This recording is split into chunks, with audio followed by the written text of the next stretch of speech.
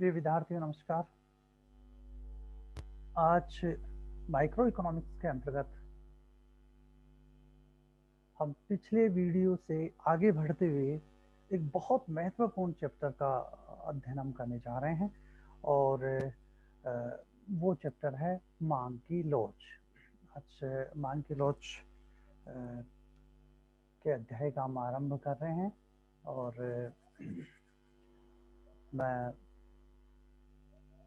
प्रारंभ में मैं आपको एक इंट्रोडक्टरी ये वीडियो करूंगा और इसके बाद में इसको और थोड़ा सा गहन रूप से अपन आगे बढ़ेंगे।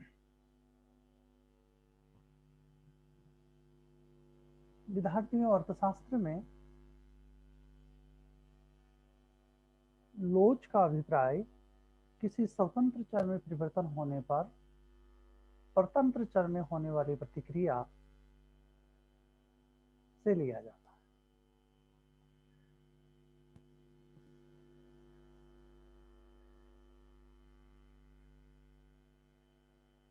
इसका अर्थ ये हुआ कि अन्य बातें समान रहने पर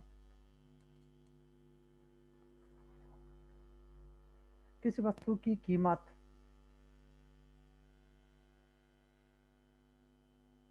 उसके प्रभावित करने वाले चरों पर निर्भर करती है।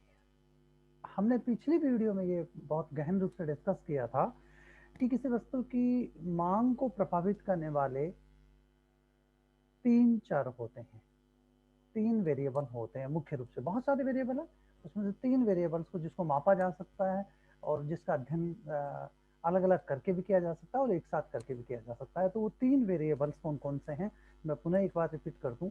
किसी भी वस्तु की मांग एक दी हुई समावधि में 3 चर, पहला उपभोक्ता की आय, दूसरा संबंधित वस्तु की कीमत और तीसरा उसको उससे संबंधित अन्य वस्तु, जिसमें 2 प्रकार की वस्तुओं को हम समझ सकते हैं कि या तो वस्तु प्रतियोगी होगी या पूरक होगी, तो उसको हम अन्य वस्तु की श्रेणी में शामिल करते हैं। तो जिस वस्तु की हम चर्चा कर रहे हैं उसको तो हम एक्स वस्तु कह दें। एक्स, जैसे मान लीजिए हम चाय की चर्चा कर रहे हैं कि चाय की मांग कैसे प्रभावित होती है। तो पहला चाय को हम एक्स वस्तु कहते हैं, तो चाय की कीमत को हम प्राइस ऑफ एक्स कहते हैं, मतलब पी फॉर प्राइस है तो प्राइस ऑफ एक्स कहते हैं, यानी चाय को हमने एक्स वस्तु कहा और चाय की कीमत को प्राइस ऑफ एक्स कहा। फिर चाय की प्रतियोगी की बात करें, जैसे कॉफी। अब कॉफी है उसको वाई वस्तु कह दें और कॉफी की कीमत को प्राइस ऑफ वाई कह दें। और तीसरा है जो सबसे अधिक मांग को प्रभावित करता है किसी वस्तु की, वो है उपभोक्ता की आय, उसका आय का स्तर। इसको हम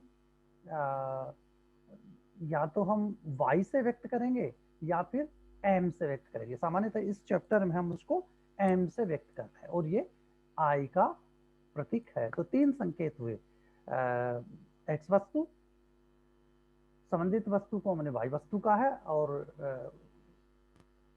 तीसरे है उपभोक्ता की आय। तो इसकी कीमत हुई क्रमशः price of X, price of Y और उपभोक्ता की आय। तो हम यहाँ पे कह रहे हैं कि किसी वस्तु की मांग दी हुई समावधि में मुख्य रूप से 3 स्वतंत्र चरों पर निर्भर करती है। वो 3 स्वतंत्र चर कौन कौन से हैं? Price of X, price of Y और उपभोक्ता की आय। ये 3 चरों पर निर्भर करती है। तो हम इसको यूं कह सकते हैं कि मैं पुनः एक बार रिपीट करूं कि अर्थशास्त्र में लोच का अभिप्राय स्वतंत्र चर कौन से हैं? जो जिसके कारण परिवर्तन होता है। तो वो कौन कौन से चर हैं? Price of X, price of Y और उपभोक्ता की आय। स्वतंत्र चर में परिवर्तन होने पर इसकी प्रतिक्रिया स्वरूप परतंत्र चरों में क्या परिवर्तन होता है, इसको हम यहाँ पर लोच के रूप में ले रहे हैं। तो लोच का अभिप्राय किसी स्वतंत्र चर में परिवर्तन होने पर प्रतिक्रिया स्वरूप परतंत्र चर में क्या रेस्पॉन्स होता है से लिया जाता है। इसका अर्थ यह हुआ कि अन्य बातें समान रहने पर किसी वस्तु की कीमत प्राइस ऑफ एक्स, अन्य वस्तु की कीमत प्राइस ऑफ वाई तथा उपभोक्ता की आई एम, जो वस्तुतः किसी मांग को प्रभावित करने वाले तीन प्रत्यक्ष चर हैं या प्रत्यक्ष घटक है में परिवर्तन होने पर प्रतिक्रिया वस्तु की मांग पर होती है, वही वस्तु की मांग की लोच कहलाती है। तो संकेत के रूप में ये कह सकते हैं कि demand of X is the function of price of X, price of Y and M. यदि उपभोक्ता तीन स्वतंत्र चरों में से दो को स्थिर रखते हुए किसी एक चर में परिवर्तन करके योग में होने वाले मांग में होने वाली प्रतिक्रिया को देखा जाए तो वही उस वस्तु की मांग की लोच कहलाएगी। इसका मतलब ये हुआ कि मांग की लोच तीन प्रकार की लोच हुई। पहली कीमत में वस्तु की कीमत में होने वाली परिवर्तन की प्रतिक्रिया स्वरूप यदि अन्य चरों को स्थिर रखा जाए, प्राइस ऑफ वाई और एम को स्थिर रखा जाए, तो वस्तु की मांग मात्रा पर क्या प्रभाव पड़ रहा है, ये तो कहलाएगी कीमत लोच। दूसरा, यदि संबंधित वस्तु की कीमत में परिवर्तन होता है और अन्य बातें स्थिर रहती है, यानी प्राइस ऑफ एक्स स्थिर रहती है और उपभोक्ता की आय स्थिर रहती है, ये प्रतिक्रिया देखना चाहते हैं तो ये कहलाती है तिरछी लोच, आड़ी लोच, क्रॉस इलास्टिसिटी इत्यादि। इसी के आधार पर, क्रॉस इलास्टिसिटी के आधार पर ही हम वस्तु की दो वस्तुओं के बीच में कोई रिलेशन है क्या, कि क्या वस्तु प्रतियोगी है या क्या वस्तु एक दूसरे की पूरक है, का अध्ययन किया जाता है। और तीसरा है कि तीन चर जो हमने लिए, वस्तु की कीमत, संबंधित वस्तु की कीमत और उपभोक्ता की आय, तो दो में परिवर्तन देख लिया।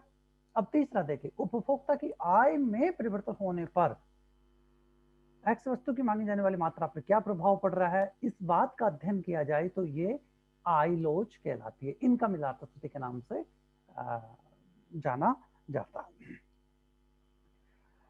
आधुनिक विश्लेषण में मांग को प्रभावित करने वाले तीनों घटकों को आधार मान करके elasticity of demand as its determinants, वस्तु की कीमत लोच, आय लोच तथा तिरछी लोच को प्रमुख माना गया। इनमें से कौन सी लोच ज्यादा महत्वपूर्ण है, ये परिस्थिति पर निर्भर करता है कि हम क्या अध्ययन कर रहे हैं। तो यहाँ पर हमारे लिए ये तीन प्रकार की लोच हुई, इसका अध्ययन हम इलास्टिसिटी ऑफ डिमांड के अंतर्गत करेंगे। पहला कीमत लोच, दूसरा आड़ी लोच और तीसरा उपभोक्ता की आय से संबंधित करने पर आय लोच। तो तीन प्रकार की लोचें हैं। इन तीन प्रकार की लोचों का अध्ययन हम इस चैप्टर में करने जा रहे हैं। अब हम ये देखें कि इन तीन प्रकार की लोचों के बीच में आपस में संबंध क्या है, ये हम थोड़ा सा देख लें संक्षिप्त में, फिर हम अगले वीडियो में अलग प्रकार से इसका बहुत संक्षिप्त में अध्ययन करेंगे। मांग फलन साधारणतः 0 डिग्री का समरूपी फलन होता है। इसका अर्थ यह है कि यदि निर्दिष्ट वस्तु सहित सभी वस्तुओं की कीमतों यानी प्राइस ऑफ एक्स के साथ प्राइस ऑफ वाई तथा उपभोक्ता की आय, तीनों में समान अनुपात में परिवर्तन हो जाए। जैसे हम ये बात करें कि उपभोक्ता की आय भी 10% बढ़ जाए, वाई वस्तु की कीमत भी 10% बढ़ जाए और एक्स वस्तु की कीमत भी 10% बढ़ जाए, तो मांग मात्रा पर क्या प्रभाव पड़ेगा। तो यहाँ पर हम एक स्टेटमेंट दे रहे हैं कि मांग फलन साधारणतया 0 डिग्री का समरूपी फलन होता है यदि इन तीन चरों में, तीन स्वतंत्र चरों में पी एक्स, पी वाई और उपभोक्ता की आय, इन तीनों में समान अनुपात में परिवर्तन होता है तो मांग मात्रा में कोई प्रभाव नहीं पड़ेगा। तो हम इसको कहते हैं कि मांग अपरिवर्तित रहेगी। इसका अर्थ ये हुआ कि तीनों चरों में यदि समान अनुपात में परिवर्तन कर दिया जाए तो मांग पर कोई प्रभाव नहीं पड़ेगा। तो इसको हमने एक स्टेटमेंट के रूप में ये कहा कि साधारणतया मांग फलन 0 डिग्री का समरूपी फलन होता है। यानी तीनों में समान अनुपात में परिवर्तन कर दिया जाए, उपभोक्ता की आय भी 10% बढ़ जाए या 20% बढ़ जाए, वाई वस्तु की कीमत भी 20% बढ़ जाए और एक्स वस्तु की कीमत भी 20% बढ़ जाए, तो फिर मांग के स्तर में कोई परिवर्तन नहीं आएगा। इसको हम कहते हैं कि मांग फलन 0 डिग्री का समरूपी फलन होता है। यदि मांग फलन 0 डिग्री का समरूपी फलन है तो हम इसको यह कह सकते हैं कि कीमत लोच का योग आड़ी लोच तथा आई लोच के बराबर होगा। यानी प्राइस इलास्टिसिटी इक्वल टू सामान्य प्राइस इलास्टिसिटी माइनस में होगी price elasticity equal to cross elasticity plus income elasticity, ये बराबर होंगे यदि मांग फलन 0 डिग्री का समरूपी फलन होता है। तो अगली बात, यदि मांग फलन 0 डिग्री का समरूपी फलन नहीं है तो मांग यथावत नहीं रहेगी और ऐसी दशा में तीनों लोचों का योग भी 0 नहीं होगा। ये हमारा इसमें महत्वपूर्ण निष्कर्ष है। अब आगे हम 3 प्रकार के लोचों का अलग अलग अध्ययन करेंगे। पहला हम देखें कि वस्तु की अन्य बातें समान रहने पर वस्तु की कीमत में परिवर्तन करने पर, यानी प्राइस ऑफ वाई और एम को कांस्टेंट रखने पर वस्तु की कीमत में परिवर्तन करने पर मांग मात्रा पर क्या प्रभाव पड़ता है, इसको कीमत लोच कहते हैं। तो अब देखिए कीमत लोच किसे कहते हैं। 3 प्रकार की लोचें हुई, कीमत लोच, आड़ी लोच और आई लोच। पहला हम देखें कि कीमत लोच किसे कहते हैं। कीमत लोच को हम देखें तो इस परिभाषा में मांग की कीमत लोच एक वस्तु की कीमत में परिवर्तन से उसकी मांग की मात्रा में उत्पन्न प्रतिक्रियात्मकता का माप होती है। अर्थात मांग की लोच इक्वल टू मांग की मात्रा में आनुपातिक परिवर्तन बाय कीमत में आनुपातिक परिवर्तन। अब यदि हम जो देखें कि यहाँ पर मांग की मात्रा में आनुपातिक परिवर्तन का अभिप्राय यह है कि मांग की मात्रा में परिवर्तन को यदि पूर्व की मांग स्तर से डिवाइड कर दिया जाए और फिर